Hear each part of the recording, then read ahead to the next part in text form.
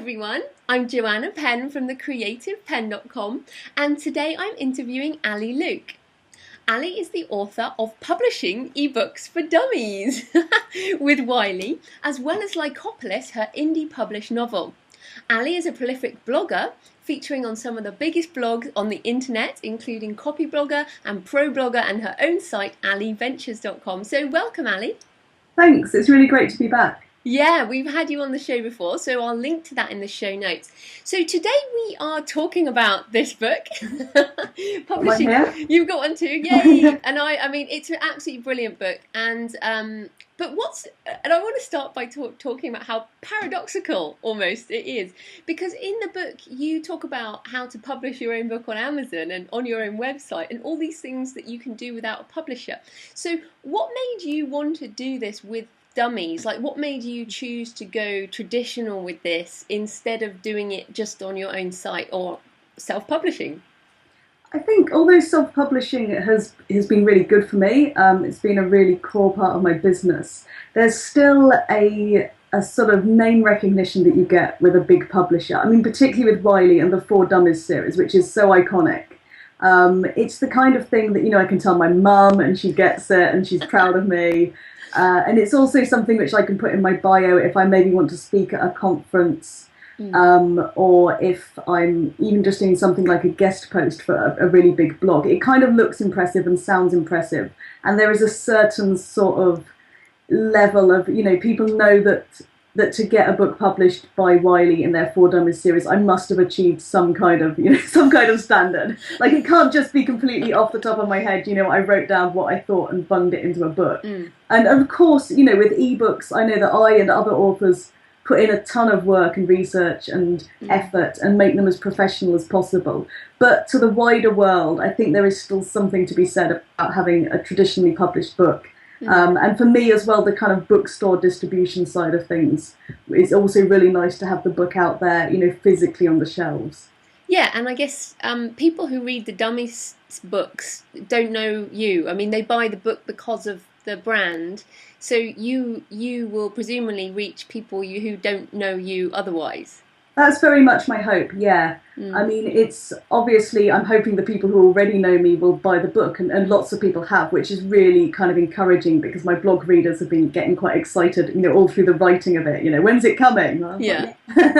But yeah, my hope is very much that people will also come and find me, on Twitter, on my blog and so on, because of the book. And actually, Wiley were really quite good on, including things like my Twitter handle and my blog address. And even letting me use examples of my own self-published books within the book. Yeah.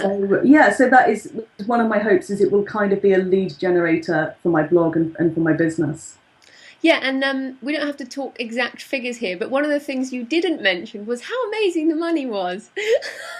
So, I mean, we've mentioned reputation and reach and brand and stuff. So that was the primary reason. It wasn't financial, right? It was, no. I mean, it's nice to have an advance because, it means I got the money. With Wiley, the way they did it was I got some on the contract signing, then I got a sort of bigger proportion when I was halfway through the writing, and then kind of the rest when I finished, turned in the whole manuscript, which is actually really good compared to some publishers when you can end up waiting, like a year after publication to get the remainder of your advance. So I was quite happy with that. It wasn't the kind of money where I could just kind of quit everything else and just write the book. But it was enough to be, like a nice sum, let's put it that way. It's made a difference, definitely, in our finances this year. So I didn't do it for the money. And to be honest, if there'd been no money in it, I'd still have been tempted to do it for all the other advantages. Yeah, no, I totally get that.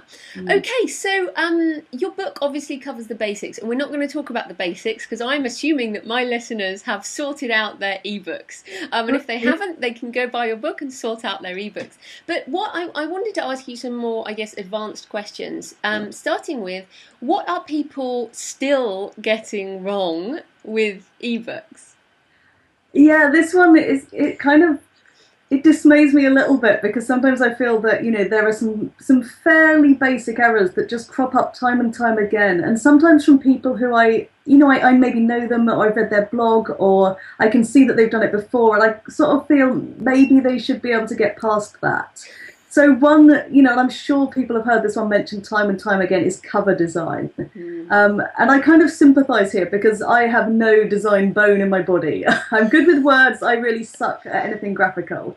I just can't do it, and I know I can't do it.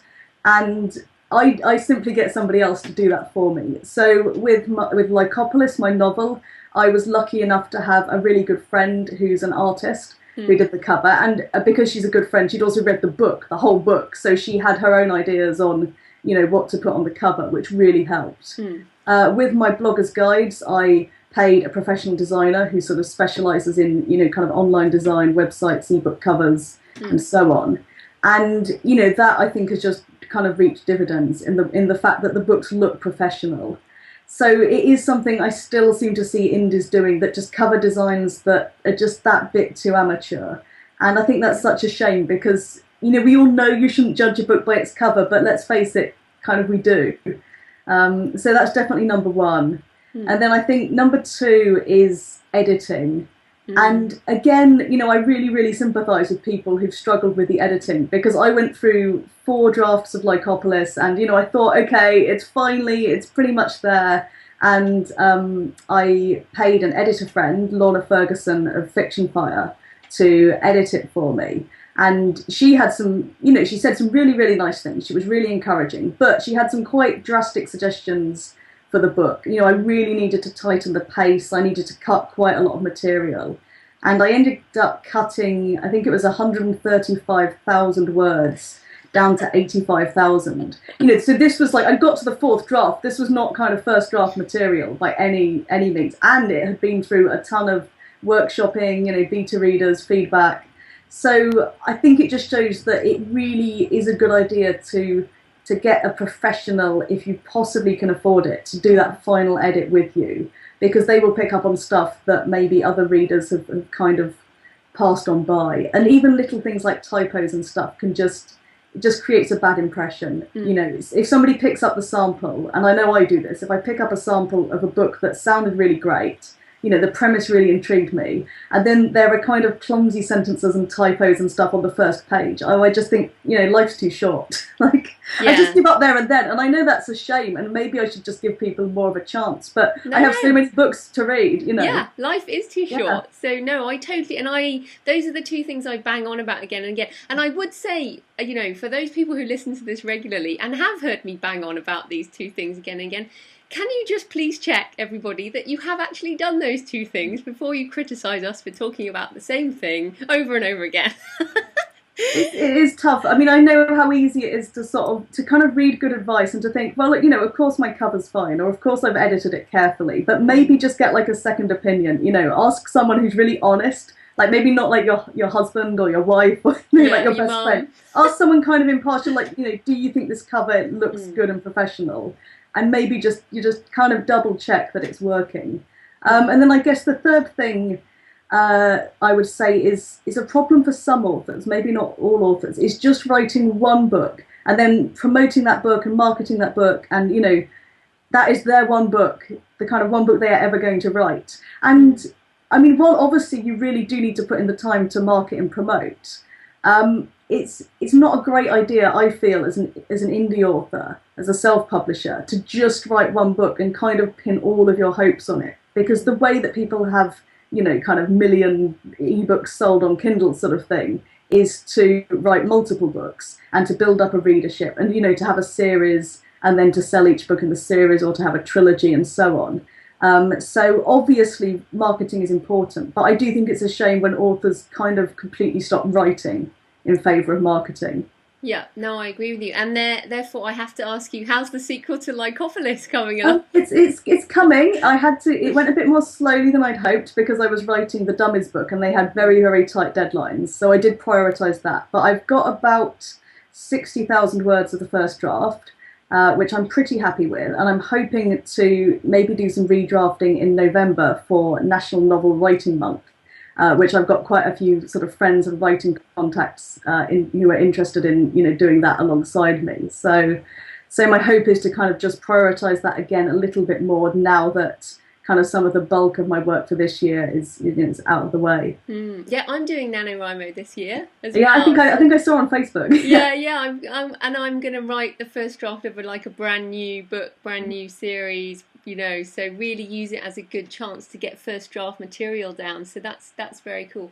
One of the biggest questions I get is over pricing, and in fact, a whole load of us just got asked, questions about pricing for an article for Writer's Digest that's coming out in February, and we're recording this in October. And I'm like, in 4 months' time, everything will have changed anyway. So, and I don't think many people have a clue about pricing. But what do you think about pricing when you have, say, one book on the market, or when you have 5 books, say? I think it's good not to be too dogmatic about pricing, because whenever I kind of look at different blog posts and debates about this online, there does seem to be some quite strong schools of thought, and some people will say, it really devalues ebooks to charge 99 cents. And other people will kind of say, you should always charge 99 cents, and you won't, it's not worth doing it otherwise, because that's how you sell lots of ebooks. And honestly, I don't think there's going to be like one completely right answer for every single author and every single book. I do think you have to be a little bit willing to sort of be open to points of view and to change your own mind. So personally, what I've gone for is, at the moment with Lycopolis, I have just the one book out there, and I've priced it at $2.99, which means that I'm into Amazon's bracket for the 70% royalties, which obviously is a kind of fiddly consideration for us with price. It does sort of change the game a bit when you've got to keep that in mind. And so that's with the one book. If I then do the sequel and then the third book in the trilogy, I'm going to price the first one lower than the other two. And I haven't quite decided on, whether that means the first one is 99 cents and the second two are $2.99, or whether it means the first one is $2.99 and the second two are $3.99 or $4.99. I'm going to maybe play around with that a bit. But I do think this model of pricing the first book in a trilogy or series a bit lower to get people in, and then having the others at the kind of regular price, is a good model. Seems to work very well for Amanda Hocking and for a lot of other authors with trilogies. Yeah, and we actually had Lindsay Barocca on, who's a fantasy author, and she talked about, she has 5, I think, or 6 now, and she now has the first one permanently on free with Smashwords, so it's free everywhere, and then the others are $4.99, I think, or $4.50. So, and she's making a very good living like that. So I definitely agree with you on that point. Yeah, I mean, and I think free is a very, very valid pricing model. And I've certainly done free ebooks with non-fiction to promote my blog and to promote my other ebooks. With the blogger's guides, which are my sort of in-depth, quite specialist ebooks, they have a much higher price tag. And maybe this is something we can kind of come onto slightly briefly later. They are $27 each. But when I also sell them all 3 together for $57. So it's a significant discount if you buy 3. And actually now I find that the majority of sales are at the moment of all 3. So it seems like people, it seems like a good deal for people. They're liking that as a way to get the ebooks. So I think particularly for non-fiction, you can kind of consider packaging your ebooks together like that. And even with a fiction trilogy, if you look at the way that big publishers sell trilogies, like Shades of Grey, for instance, 50 Shades of Grey, they not only had the individual books kind of right up there for ages on the Kindle best-selling lists, they also had the trilogy of all 3 was up there. So obviously that is a strategy as well that you can use, and that some readers may be willing to buy all 3 books in your trilogy up front, if they get a decent discount. So let's come back on the ebooks you sell from your own site now, because like me, you kind of have this double life of the the sort of online blogger and business, and then which is your main income, right? And then you've written this fiction book, and you're writing more fiction as well. So that it becomes this kind of double thing. But you selling these, and you call them guides, but they're basically, they're like an ebook, right? I mean, they're an ebook. They are a text product. Let's call them that. How does that differ? Like, how does that information differ? And why didn't you publish them on Amazon, or why don't you? I guess a number of reasons. The very first one I did was probably before ebooks were quite taking off in the same way on Amazon. I think before the Kindle had reached the UK, or maybe just as that was happening. So a lot of bloggers were publishing on their own sites anyway, and had been for some time. So for me, that seemed like a natural way forward. But in fact, the reason I stuck with that, and the reason why I think it was a good choice in retrospect, is because I built up an audience on my own site and an audience through my guest blogging for other sites who were very keen on in-depth, up-to-date, kind of solid, no fluff, experience-based information about blogging and ebooks. So I've got the Blogger's Guide to Effective Writing, the Blogger's Guide to Freelancing, and the Blogger's Guide to Irresistible Ebooks. So they kind of all tie together, and they're all very much aimed at bloggers, as you might guess, from the names of them. But because they've got a very specialised, specific audience, and because those people tend to congregate on blogs, being bloggers, and on sites like Twitter, I decided that I didn't really want to go through Amazon, because I didn't think I'd pick up a sort of significant number of new readers just through doing that. And obviously with Amazon, people expect an ebook there to be a certain price, essentially, somewhere under kind of $10. Yeah. In fact, if you price over $10 as a self-publisher, obviously Amazon take a much bigger cut of your royalties again, which is no good to me. So I went for publishing them myself as PDFs, which also meant I could do them as full colour, lots of screenshots, lots of links, which would be very tricky, I think, to do consistently if I was going to do them for Kindle and through Smashwords and things. Obviously, it's possible to put images in a Kindle book, and with things like the Kindle Fire, people can see it in full colour, or on an iPad with an EPUB book and so on.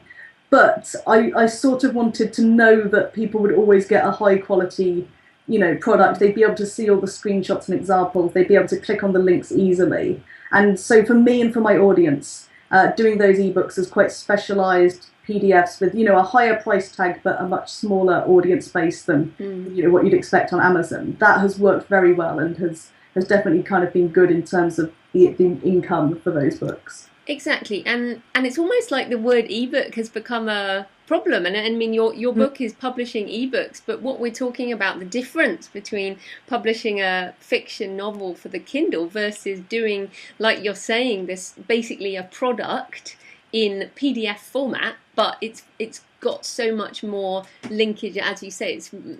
It's still a text product, but the word ebook has to cope for everything. Do you think our languages needs to be expanded? Yeah, that's an interesting point, because I do think it's causing some confusion. Because there'll be people, in the blogging world, if I say ebook, people quite often automatically think of the sort of, PDFs, this slightly old style of ebook. If I say ebook to kind of to anybody normal, Kindle, man on the street, they think perhaps of a Kindle, or they think of the iPad, or they think of the sort of ebook that's kind of similar to a print book, to something you just pick up in the bookstore, or the ebook version of that. So that's partly why I call the Blogger's Guides guides, and I tend to refer to them as guides rather than ebooks, because I think it's maybe helpful to make some distinction. And I do think that there's a sort of set of expectations that we bring. So if your first experience of an ebook is a 99-cent novel on Amazon, you might obviously be a little bit surprised if I'm selling you a $27 ebook about blogging. But obviously they are two very different things, and they serve different purposes. Yeah. So I don't know. I mean, maybe the language will evolve. Maybe we'll start to talk about sort of Kindle books or something if Amazon achieve, full world domination. Or maybe we'll find a different word for the PDF type of ebooks. That they'll become something like text product. I don't know. That's the thing, and it is quite funny to me, that kind of issue, especially when we have businesses like you and I do. So I also wanted to ask you about the difficulty, like going back to the Dummies book itself, because people will know that there's a very, anyone who's looked at them, I reckon most people will have looked at them, they have a very specific way of formatting, right? With specific ways of doing screenshots and all these little icons and things. Now, the other problem you've got is that how fast this is going to be out of date. I mean, like, you're going to have to update it. Now, is that part of your contract? How does that work? It's not something that I've specifically discussed with them yet. They certainly do release updates to books. Like some of the Dummies books I've seen are on their 4th edition or something. So there's certainly an allowance for that in my contract. It's not something that we've kind of like set specific dates on or anything. Right. But yeah, it may well be the case that obviously they come back to me for an update. It may be possible that they decide for whatever reason to bring on a different author to do an updated version. But they would I think come to me first, obviously, to kind of check I'd be able to do that. So yeah, I mean, you're completely right that the information, you know, dates quite fast. And I tried as much as I could to kind of give, I guess, what you might call sort of evergreen tips, you know, if you come from the blogging world where evergreen posts are quite popular. But obviously quite a lot of it is technical advice on this is how you do screenshots. It's screenshots obviously do date. So to be honest, I've kind of left, obviously I have to leave the decision up to Wiley. It's you know, it's their product and it's up to them what they consider to be cost effective and appropriate for how often, you know, because if they updated it every kind of 6 months, that might get a little bit kind of, you know, excessive for them. You know, they would hardly be able to print and ship them before we were doing more. Whereas obviously if they didn't update it for 5 years, that would be way too long because, you know, probably there'd be some completely new player on the market and everything would have changed. The one thing that I did like with working with them is we started discussing the book last November, so November 2011, and it's now October 2012. So obviously the book has gone from kind of, you know, a literally sort of initial kind of approach of them saying to me, would you like to write a book about ebooks, to kind of published book on the shelves in people's hands, being read, being reviewed in less than a year, which is probably as quick as you could expect for traditional publishing. So hopefully it's as up to date as any traditionally published book on ebooks is going to be.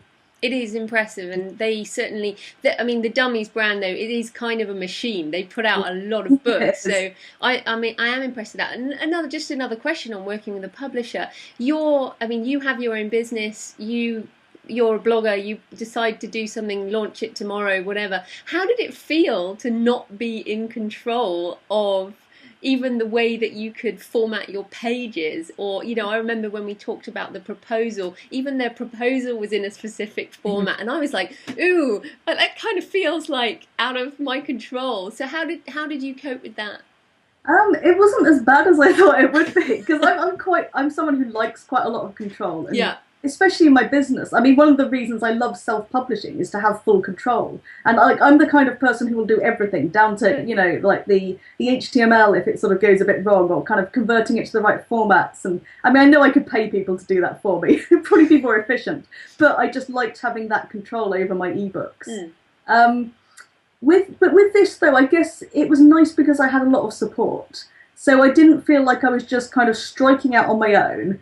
I had people helping me with, you know, the table of contents, for instance. We spent quite a long time just deciding what was going to go in the book and agreeing on that. And that was good because it meant that when I began the writing, I had a really, really clear sort of set out plan. And obviously there were times when that plan changed, especially towards the kind of last quarter of the book, because things had moved on a bit. But Dummies people were great about me changing the plan.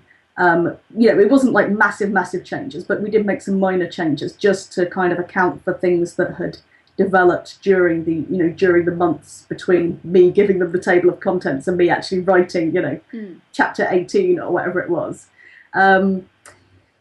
Yeah, but I did find it kind of surprisingly enjoyable, actually, to work with other people and to have quite clear guidelines, because like you say, they are very, very sort of rigorous, and they had guidelines down to everything, like, you know, how I did the screenshots and exactly how things should be formatted. But then in some ways it's quite nice because it kind of takes some of the choice away from you. So you just think, actually, like, there's one way to do it, I just do it this way. Instead of spending, you know, a whole week thinking, you know, should I do my screenshots like this, or would it be better like this? Like, they've already made those decisions. And I guess I had the confidence that they knew what they were doing. You know, they've produced goodness knows how many Dummies books. They know what works, they know what their audience want. And I could just kind of get on with the writing without having to think too much about, you know, like how my sidebar was going to be presented or something. Yeah, no, I can see that. And actually, in a few weeks' time, I'm interviewing Gwen Hernandez, who did the Scrivener for Dummies. So she's going to be on too, so people can look forward to that. Okay, so I also wanted to... I've got so many more questions for you. We're running out of time. I do want to ask you about... guest blogging, because that's something I think you're quite famous for on the internet. on the interwebs. No, but I mean, I think I must have. I got to know you because of that originally, and then we caught up on Twitter or whatever. So can you explain, for many of my authors, my listeners are fiction authors, a lot of them are also non-fiction, but when is guest blogging a good strategy, and do you have any tips for kind of how to do it? I certainly have a tip on what didn't work for me, and what I think is perhaps not the best strategy. When I launched Lycopolis, I thought that a really good way to get the word out would be to do a virtual book tour, and I've seen other authors do this, and I've kind of heard of it as a thing, I guess. And because I've been quite successful with guest posting to promote my bloggers guides, I sort of figured, well, it's a natural step, and surely if I can sell a bunch of the bloggers guides, which are $27 a piece, I can sell Lycopolis, which is $2.99. It didn't really work like that. For some reason, people didn't seem willing to buy fiction on the back of a guest post. So I did sell some copies. Yeah. But for the amount of effort I put in and the amount of time I spent writing guest posts, it was really not the most effective marketing method. So, yeah. But are you using it for this book, for ebook publishing? I mean, it would presumably work much better for non-fiction. It does, yeah. It works a lot better for non-fiction, and I think that if you are going to do guest posting, it's great if you've got maybe a non-fiction ebook or certainly a print book. And I have been doing this, for the Dummies book. So I had a guest post on Copyblogger, for instance, just to promote that. And I think if you're going to go down the guest posting path, which I really recommend for non-fiction writers, it's a very good idea to choose your target blog first and read plenty of their posts and then write your post. So don't just write a guest post and then try and figure out where to send it. That tends to be, it's not going to fit the blog as well as you would want it to. And then just make sure that the post is really your best effort. I know that sounds obvious, but I think it's easy to kind of see guest posting as just yet another marketing tool, and perhaps you want to save your very best posts for your own blog, and put the most effort into those. But if you're going to get a guest post accepted, so many people are guest posting now, compared to when I started with this back in sort of early 2008. It's, maybe I've just been too evangelical about guest posting, but it's really caught on. So I do think that you need to make that post the absolute best you can, and that maybe means running it past a friend, or just doing an extra edit, or even printing it out and editing on paper. Just maybe take that one extra step beyond what you do for a post on your own blog. And then I think, if you do that, then you've got a very, very good chance of getting that post accepted. Yeah, and I would also add, plan things in advance, because I mean my blog's already now booked up till January with guest post, podcast and all of that, so you do have to book in early unless you have some kind of favour going with the blogger, in a relationship, like you and I have a relationship over probably a number of years now, so it's different to somebody who just emails out the blue and says, can I guest post, and I'm likely to say yeah, sure, but it will be February. So I think getting a relationship with the person over time is great, but also in doing it early. But then just then following up on that, did you find, because you're both fiction and non-fiction, you've got both, what did you find worked for Lycopolis? Did you find anything stood out? I think it's been a kind of slightly slow process with Lycopolis, but I'm trying to build up the reviews in particular, and I guess what worked there was to kind of approach specific people and to say, I think you'll like this book. People who I really thought they would get the book, they would enjoy it, it was their kind of thing. I would sort of approach them and say, would you like a review copy? There's no obligation to review it if you decide you don't like it or you just don't want to write a review. But that for me was very successful in getting some reviews up, and that really does take time and patience, and it's so important to have those reviews. And I know that we've all kind of heard recently some really quite dismaying stories of people who are buying reviews and stuff, and I think that's such a shame, because it kind of it's just such a disservice to the whole community of indie authors and traditional authors and readers. But you can certainly get legitimate reviews by just approaching some of your contacts and maybe even asking if anyone knows someone who might enjoy the book, and just being kind of generous and giving out some free copies, because that can really start to get things moving. Okay, so you do have some stuff about, you know, sort of becoming an ebook bestseller, which I think is probably what everybody really, really wants. Especially, you've probably seen recently this Amazon author rank has just come out. Yeah. So, and which is a classic thing, because obviously that rank changes as the bestseller ranks change, and it's become this almost suddenly sort of an addictive thing to watch. So I wondered if you had any. I know in the book you have quite a lot of tips on this, but can you share with us one or two? Sure. I mean, I think one thing is if you really want your book to sort of sell lots of copies, which isn't necessarily everyone's goal, you know, some people just want to kind of get their book out there and they want to get a few reviews or some nice feedback, and they don't mind if they only sell, you know, 10 copies. But I think for lots of people, you know, we do want to sell kind of hundreds, thousands, tens of thousands of copies. Millions. Well, that would be really nice, you know. I think I said like tens of thousands, like, you know, it's pretty good with a novel. Yeah, I mean, obviously, you know, one person's bestseller is maybe another person's kind of, you know, like, I'm sure if you're, you know, Conrad or somebody, you know, your definition of a best-selling success. So yeah, so if you do want to sell lots of copies, though, however many that might be for you personally, I think you need to choose a genre that's quite popular. You know, I'm not saying just write in a genre because you think it's popular. Like, obviously, you have to read in that genre and enjoy that genre. You know, you can't just write, say, a romance because, you know, 50 Shades of Grey has done well. So everyone's writing erotica these days. I know, I cannot write erotica, you know, to save my life. So obviously, do pick a genre that you read and enjoy, but you do have to keep in mind that some types of novel will be easier to sell than others. So if you're writing very experimental literary fiction, probably not going to sell as well as a, you know, fast-paced, gritty kind of thriller. You know, it just, obviously there are some things that have wider audiences than others. And that's not to say that some books are better than others. You know, there's definitions of what's good. But if you're aiming to sell lots of copies, as opposed to aiming for sort of, you know, literary fame after your death, then I think going for a genre that's popular is definitely going to win out. And then whatever you write, you know, whether it's fiction or non-fiction or literary or genre or, you know, anything, it needs to be high quality.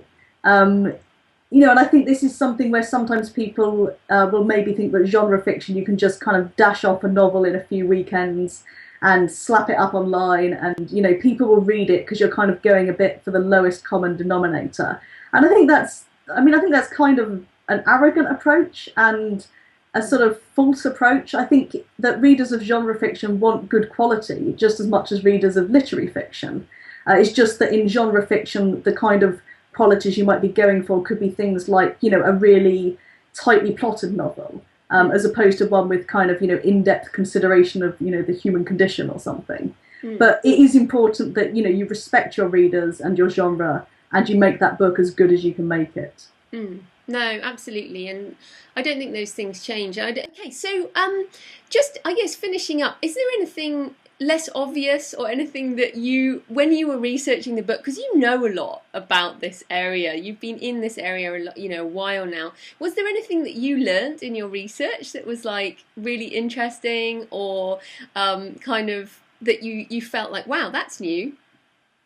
I think Goodreads as a site has particularly been kind of taking off certainly it's kind of come to my attention more in the last year or so. I may just be really slow compared to most of the online world. Although I think I joined Goodreads like maybe quite a while back as a reader, but I hadn't really interacted there. I hadn't really seen kind of what is Goodreads for. And now I'm getting into it, you know, more as a reader, but also as an author, from the perspective of, you know, encouraging readers to review my book on Goodreads as well as on Amazon, because it's a fantastic social network for readers and for writers, because it's all focused around books, which is lovely.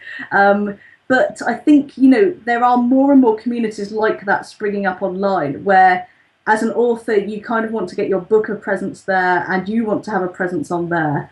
And obviously there's only so many hours in the day. But that was definitely one thing that I kind of researched in more depth as I was writing the For Dummies book. And I think just in general, it kind of really brought home to me how important these sort of quite personal connections are. That when it's online, it can kind of feel very anonymous, but essentially you can still sort of almost hand sell your book to, you know, to the first few people, and then they will tell friends, and then that will spread. and you know, that word of mouth effect will kick in. So I think that's kind of become more and more of a focus for me. You know, not just thinking, oh, if I kind of optimize my blurb, I will sell more copies, or if I do a guest post, I'll sell more. But actually, if I kind of genuinely get to know other people, other authors, readers, that's a really good way to kind of to just sort of make some progress. I absolutely agree with you, and that, like, hand selling, or you know, you have to hustle that first 1,000 readers, because it doesn't matter, you know, people don't know you're there until they know you're there. So I totally agree with you on that. So tell us where people can find you and the book and the books, Lycopolis, and you online. Absolutely. So I'm at allyventures.com. That's my blog, and you can find me at allyventures on Twitter. The bloggers' guides are at bloggers-guides.com, and Lycopolis is lycopolis.co.uk. To be honest, if you Google for Ali Luke, you'll kind of find way more of me than you could possibly want. And you can find Publishing Ebooks for Dummies on Amazon and Barnes & Noble, and you know, pretty much any major store should have that now. Yeah, there it is. Okay, brilliant. Well, thanks, Ali. That was fantastic. Thanks, Jo. It's been really great to be here.